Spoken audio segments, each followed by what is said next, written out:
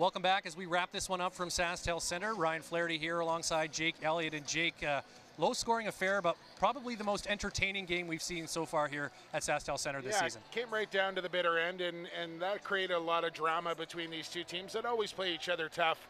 But yes, it was really Dylan Ward and Evan Kirk, two guys we spotlighted before the game started, and they didn't disappoint. What a performance by both goalies here in this one.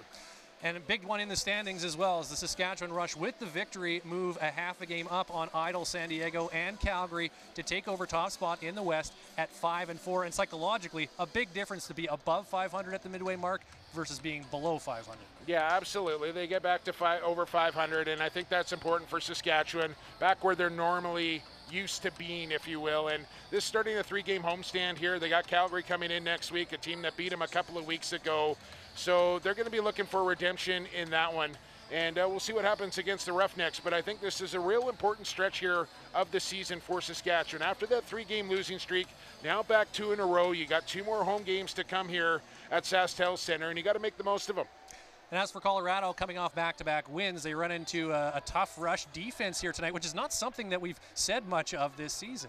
No, it's not, and I think Jeremy Talevi and Derek Keenan got to be ecstatic with their way the defense played. Chris Corbeil comes back in the lineup. They were missing Bilic tonight, and we've talked about the guys that they don't have in their lineup anymore, and that talk needs to stop. And it started in the Rush dressing room, them saying, you know what, time for those kind of excuses are over. This is the team that we got. We believe in this team. We think it's a championship caliber team.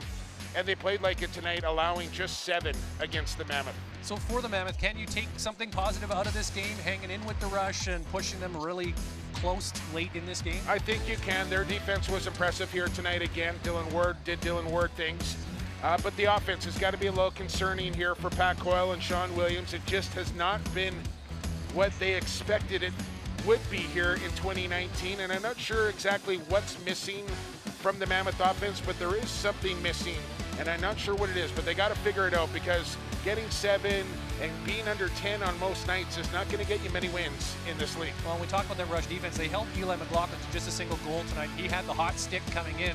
So, I mean, did you see anything schematically there from the Mammoth that perhaps maybe more ball movement on offense? Or, I mean, it's hard to break down. We just watched it, but you're right. 7 goals isn't going to do you much good. No, I'll tell you what it was Brett Minsky and Kyle Ribish. And those guys were matched up on Banesh and McLaughlin all night long. And those are 2 of the best defenders in this league.